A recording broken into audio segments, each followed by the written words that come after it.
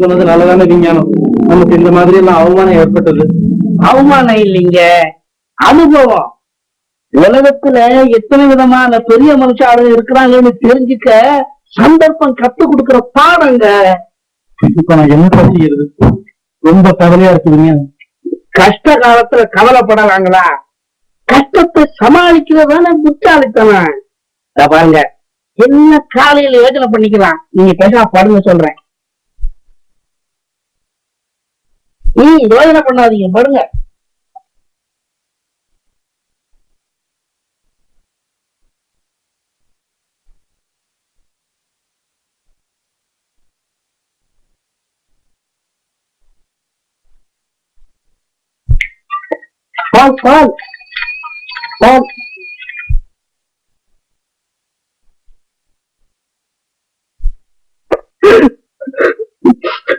அந்த பொண்ணு எனக்கு பிரிய இருக்குது. ஆனா அங்க போகவே எனக்கு பயமா இருக்குது. நான் என்ன செய்வேன் பாட்டி? என்னதான் பாட்டி செய்ய சொல்றேன்?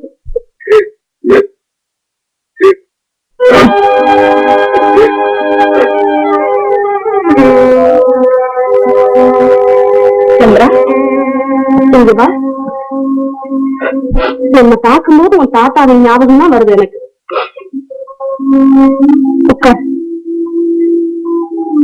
வருத்தப்படாது. உன்னை போலவும் உன் தாத்தாவும் கோழையா இருந்தார். எந்த காரியத்துல பிரவேசித்தாலும் தொடர்ந்து ஏற்பட்டு அவமானப்பட்டார். ஆனா திடீர்னு அவர் பெரிய வீரராயிட்டார். சந்திரா, ஒவ்வொருத்தர்கிட்டையும் உலகத்தையே எதிர்த்து போராடக்கூடிய மனோசக்தி இருக்குது. ஆனா கோழத்தனமும் அவநம்பிக்கையும் அதை அறிய முடியாம செய்துடுறான். எப்போ மனுஷன் தன்கிட்ட இருக்கிற சக்தியை தெரிஞ்சுக்கிறானோ அப்பவே அவன் வீரனாகிறான்.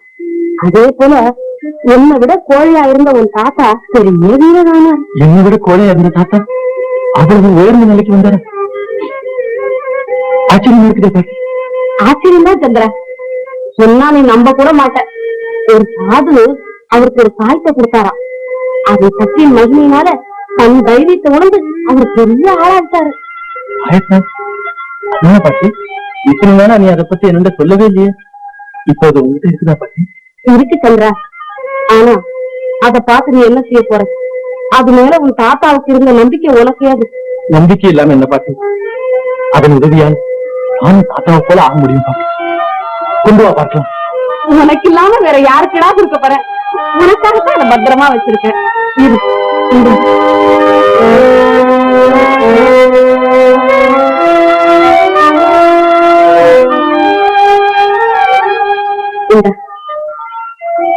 இதை போட்டாலும் நம்பிக்கை உள்ளவங்களுக்கு ஒரு தைரியம் பிறகு நீயும் ஒரு புதிய மனுஷனா மாறிடுத. உண்மைதான் பாட்டி. இத கையில வாங்கின உடனே எனக்கு ஏதோ ஒரு நம்பிக்கை இருக்கு. புறப்படும். உன்னை நம்பின பொண்ணு போறேன் பாட்டி, இப்போதே போறேன்.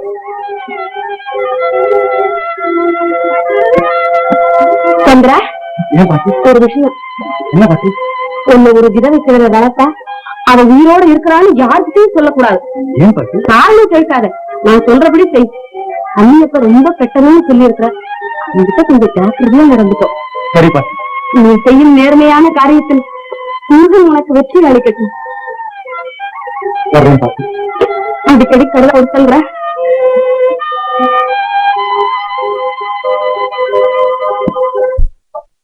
தலைநிமிர்ந்து நில்லடா, சஞ்சலத்தை வெல்லடா. தலைநிமிர்ந்து நில்லடா, சஞ்சலத்தை வெல்லடா.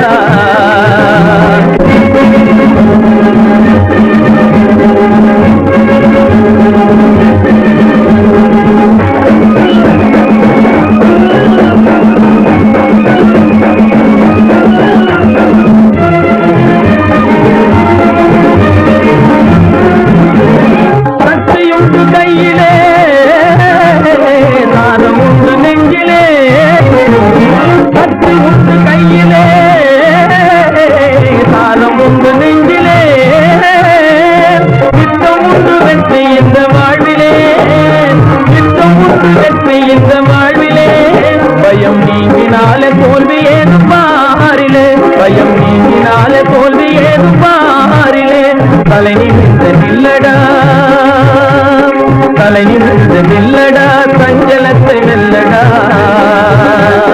கரணி எங்கும் நிகருணர்வு இல்லை என்று சொல்லடா தலை நிமிர்ந்து நில்லடா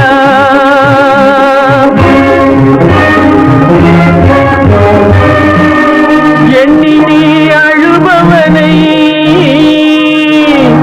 ஏமாற்றும் வாழ்விதியே கண் திறந்து நிற்பவனை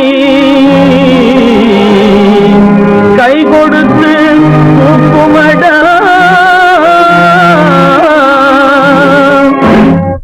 உள்ளம் தன்னிலே உறுதியானதே வெள்ளமாக பொங்கினாரே உள்ளம் தன்னிலே உறுதியானதே வெள்ளமாக பொங்கினாரே பள்ளமெல்லாம் மேடாகி போகுமடா பள்ளமெல்லாம் மேடாகி போகுமடா பாலைவனம் சோலையாக மாறுமடா பாலைவனம் சோலையாக மாறுமடா தலை நிமிர்ந்து நில்லடா தலை நிமிர்ந்து நில்லடா சஞ்சலத்தை வெல்லடா கரணி எங்கும் நிகருணர்வு இல்லை என்று சொல்லடா தலை நிமிர்ந்து நில்லடா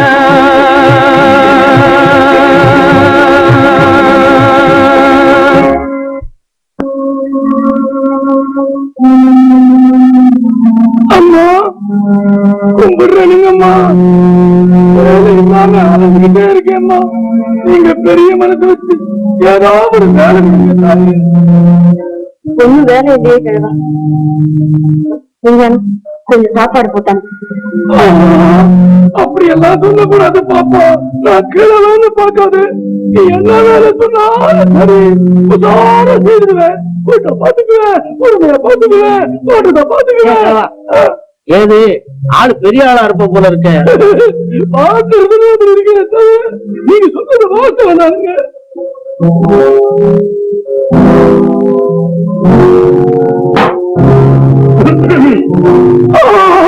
தர்மராஜா வந்துட்டாரு தர்மராஜா கும்பிடுறேனுங்க எஜமா யாராணி உங்க அருண் எஜமா எஜமா நீங்க மனசு வச்சா போதும் இந்த நாய்க்கு வேலை இல்லாம ரொம்ப கஷ்டப்படுறேன் ஒரே பொண்டாட்டி 9 குழந்தைங்க எல்லாரையும் நான் தாங்க எஜமா காப்பாற்றணும் ஏப்பா டேஞ்சரான குடும்பத்தம் போல இருக்கு கிழவனா இருக்கிறிய உன்னால என்ன வேலை செய்யும் அப்படி சொல்லாதீங்க எஜமா நான் கிழவனா இருந்தாலும் என் உடம்புல ஓடுறது இளவட்ட ரத்தமுங்க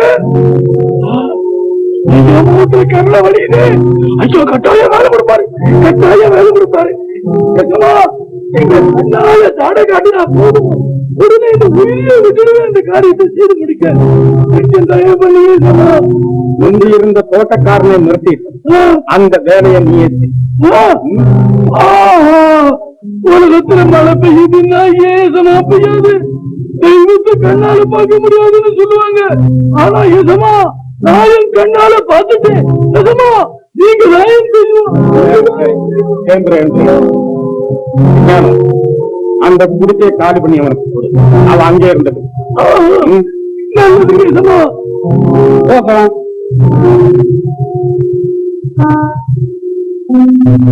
இதான் அவன் குடிச்ச அங்க போய் இருந்துக்க இதெல்லாம் எடு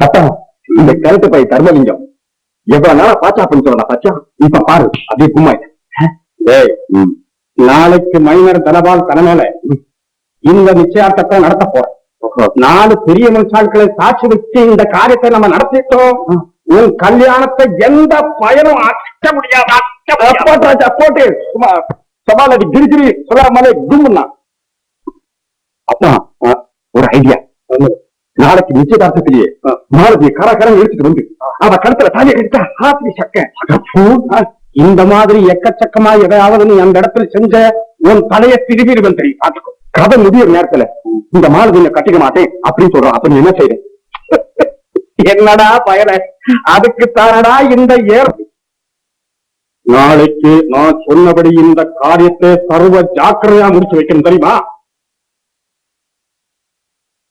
என்ன நாளைக்கு பாருங்க சும்மா அப்படியே பூந்து விளையாடுறேன், கொன்னுடுவேன். Line clear. ஆஹா, பாரு நீ நாளைக்கு.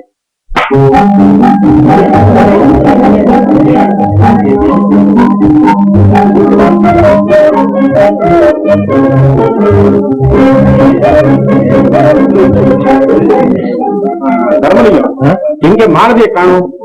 போய் சீக்கிரம் கூப்பிட்டு வந்து இதெல்லாம் பாத்துக்கவே. இருந்தவர்கள் தெய்வமாக இருந்து நல்லது செய்வார்கள் என்று சொல்வார்களே, நீ என்னை மறந்து விட்டாயே அம்மா. நீ உயிரோடு இருந்தா உன் செல்வ மகளின் ஆசைக்கு விரோதமாக எதையும் செய்திருக்க மாட்டாயே. பொக்கிஷமாக இருந்த அவர் என்னை செஞ்சலத்தில் ஆழ்த்திவிட்டு எங்கேயோ சென்று விட்டார். இந்த ஆபத்திலிருந்து தப்ப எனக்கு வழியே கிடையாது அம்மா.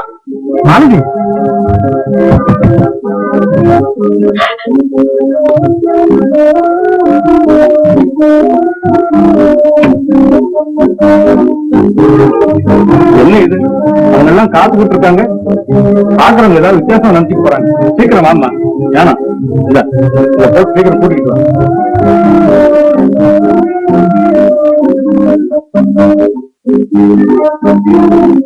போதுங்கம்மா, நீங்க கழுத்து இருந்தா மகாலட்சுமி போல இருக்கும். நல்ல வந்தம்மா.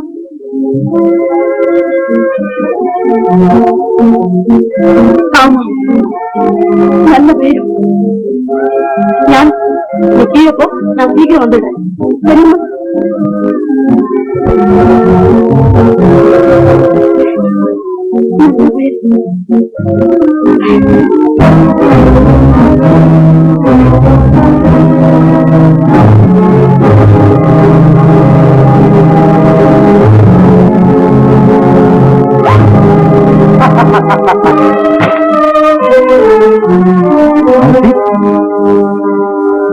என்ன காரியம் செய்ய துணிஞ்சிட்டு மாலத்தி?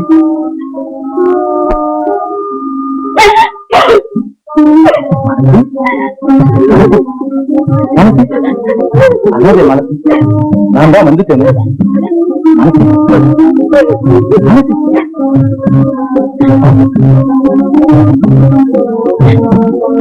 இதற்கு உடையவரை கைவிட்ட பிறகு எனக்கு எதற்கு தெரியும்?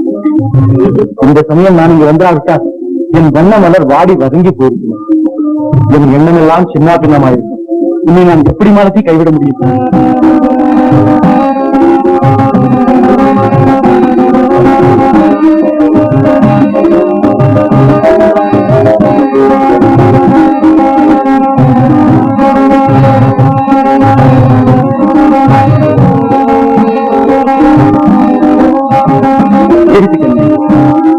குருவை போல ஓடியாடி தெரியும் நீ ஏன் இப்படி சிலையாக மாறிவிட்டாய்? நான் வாழ்கிறேன். எண்ண முடியாத கஷ்டங்கள் எல்லாம் ஏற்றுக்கொண்டேன். உங்களை விட்டு ஒரு நிமிஷம் கூட பிரிந்திருக்க எனக்கு சக்தி இல்லை. என்ன செய்தி? எனக்கு மாலை சூட்டி என் மனவேதனையை போக்குங்கள் என்று. என்னுடையவர், எனக்காக பிறந்தவர். அதை ஊர் அறிய உறுதியாக்குகிறேன். அதற்காகவே பறந்தோடி வந்தேன் மாலத்தி.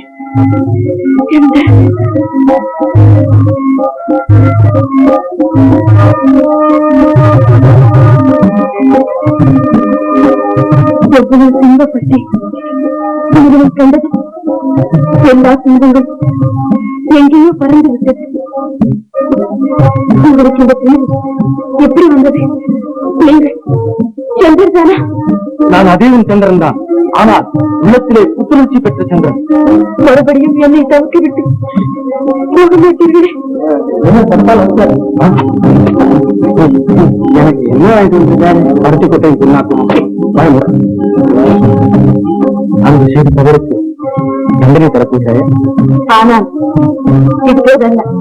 பிறகு எப்போது? உங்கள் இதே சாம்ராஜ்யத்தில் ராணியாக பட்டம் சுட்டிக் கொள்ளப் போகிறேனே.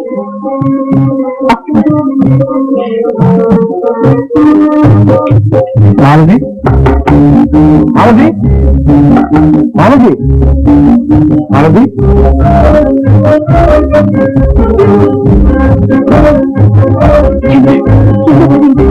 என்ன என்னம்மா பண்ற?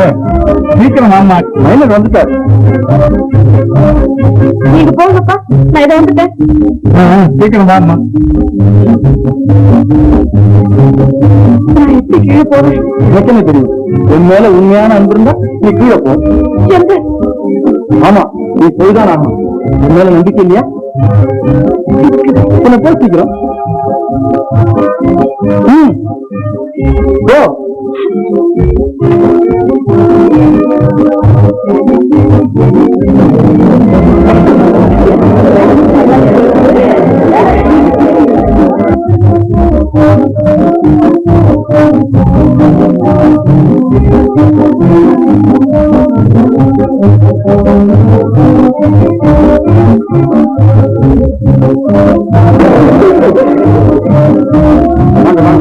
எல்லாரும் உங்களுக்காகத்தான் காத்துக்கிட்டு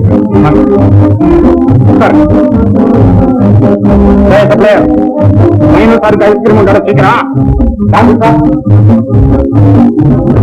அவர் வந்துட்டார். நாளை வாங்க சீக்கிரம்.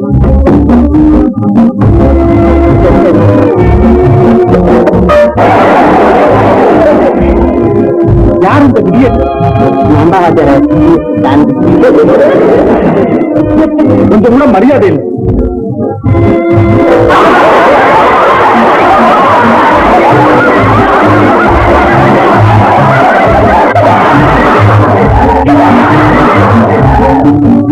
அடடே, என்ன தாண்டி சார்?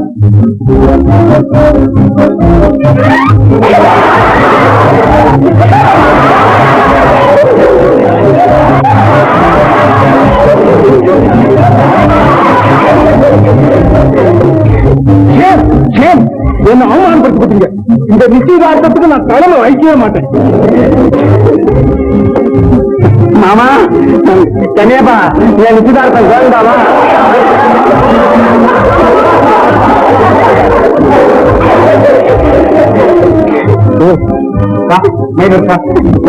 நான் சொல்றதை கிடையாது.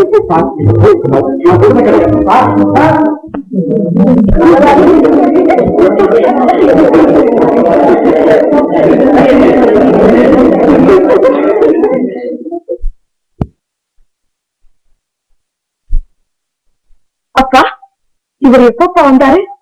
இவர் எதுக்கு வந்தாருன்னு கேளுங்கப்பா. சொல்லாம போனவருக்கு எதுக்கப்பா அழைப்பு அனுப்புனீங்க? சொல்றா, வாங்க வாங்க. செய்த தவறுக்கு மன்னிப்பு கேட்கத்தான் வந்திருக்கிறேன். அதை பத்தி என்ன பரவாயில்லை. மன்னிக்காதீங்கப்பா, செய்யறத செஞ்சுட்டு. ஆஹா, என்ன சாகசம்! அதுவே வணக்கம் சார். நீங்களே என்ன மன்னிக்கணும். மனசுல எதையும் வச்சுக்காதீங்க. அப்பா, அவருக்கு இனிமே நம்ம வீட்டுல உத்தியோகம் கிடையாதுன்னு சொல்லிடுங்கப்பா. பின்ன இனிமேல் நம்ம வீட்டுல வேலை செய்யறதுக்கு யோக்கியதை ஏதும் இல்லை. பரவாயில்ல, எனக்கு வேற உத்தியோகம் கிடைச்சிட்டது. அப்படியா? ஆமா. பிறகு அவகாசமா சந்திக்கலாம். வணக்கம். தர்மலிங்கம், மேற்கொண்டு நடக்க வேண்டிய காரியம். மேற்கொண்டு என்ன? இந்த நிச்சயதார்த்தத்துல எனக்கு கொஞ்சம் கூட இஷ்டம் இல்லப்பா. என்னங்க இப்படி ஆகணும்னு நான் சொப்பனத்துல நினைக்கிறீங்களே? எது எப்படி ஆனாலும் சரி கண்ணியப்பா, நம்ம கடமையை செய்து முடிச்சிருங்க. இப்ப குறிச்ச முகூர்த்தத்திலே தாண்டிக்கு மாறதுக்கும் கல்யாணத்தை பண்ணிடுவோம். வா. உங்ககிட்ட நான் எதையும் மறைச்சு வைக்க இஷ்டப்படலப்பா. அவரை மதிப்பிற்குரிய தாய் மாமா ஏத்துக்க எனக்கு எந்தவித தடையும் இல்லை. ஆனா என் வாழ்க்கையை துணிவரா வரைக்க எனக்கு இஷ்டம் இல்லப்பா. ஏமா, உன் அப்பாவுக்கு இன்னும் அறிவில்லையா? அழகில்லையா? அவருடைய அழகையும் அறிவையும் பத்தி நான் குறை சொல்லல. என்னுடைய கணவரை தேர்ந்தெடுக்கிற உரிமை எனக்கு வேணும்னு சொல்றேன்ப்பா. இதெல்லாம் விதண்டாவாதம். இரண்டாவாதம் இல்லப்பா, இது என் வாழ்க்கை பிரச்சனை. மகா பிரச்சனையை கண்டுட்டேன். அம்மா சாகர சமயத்துல உன்னை உன் அத்தானுக்கு தான் கல்யாணம் பண்ணி கொடுக்கணும்னு என்கிட்ட வாக்குறுதி வாங்கியிருக்காளே. எனக்கு விவரம் தெரியாத வயசுல அம்மா உங்ககிட்ட வாக்குறுதி வாங்கியிருக்கலாம், உயிரை எழுதி வச்சிருக்கலாம். இதை ரெண்டையும் அஸ்திவாரமா வச்சு என் இன்ப வாழ்க்கைக்கு சமாதி கட்டாதீங்கப்பா. நீ எடுத்து பேசுவேன்னு நான் நினைக்கவே இல்லை மாலதி. உங்ககிட்ட என் எண்ணத்தை எடுத்து சொல்ல எனக்கு உரிமை இல்லையாப்பா?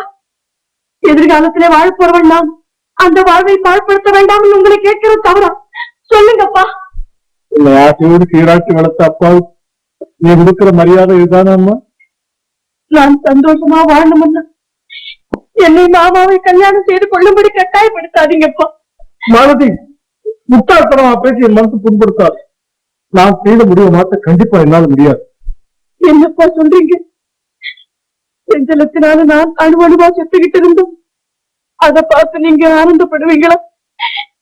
ஏக்கத்தினால் உருகி நான் நடப்பிடமா அலைஞ்சேன். நம் குழந்தையின் வாழ்வை நாமே நாசமாக்கி விட்டோம் என்று உங்கள் நெஞ்சம் துடிக்காத அப்பா, நீங்கள் எனக்கு பட்டாடை விடுத்து பாலும் பழமும் ஊட்டி தீரும் திருப்பமா வளர்த்தீங்களே. இப்படி என் எதிர்கால இன்பத்தை திளைப்பதற்காக அப்பா. மாலதி, மாலதி, அம்மா. தவழ்ந்து வரும்போது தடுக்கி விழுந்தால் தாவி எடுத்து அணைத்து ஆறுதல் அளிப்பீர்களே. என் கன்னத்தில் கண்ணீர் வழிந்தால் காண தயக்க மாட்டீர்களேப்பா. அவ்வளவு மிதுவான இதயம் எப்படியப்பா இவ்வளவு பாறையாகிவிட்டது?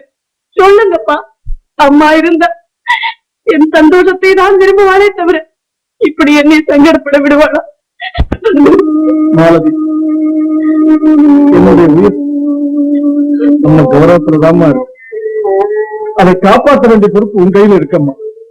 இந்த கல்யாணத்துக்கு நீ சம்மதிக்கலன்னு அப்புறம்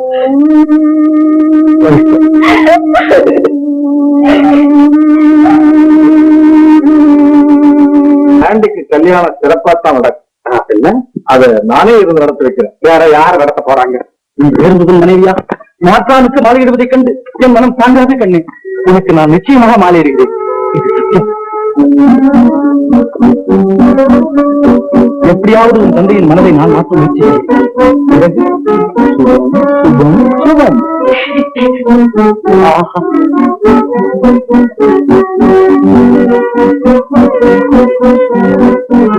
உன் சிரிப்புக்கு இந்த உலகத்தையே உன் காலடியில் சமர்ப்பிக்கிறான்.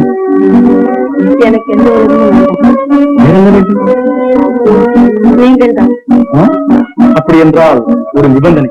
என்ன? நீ மறுபடியும் மனம் விட்டு சிரிக்க வேண்டும். நான் வருகிறேன்.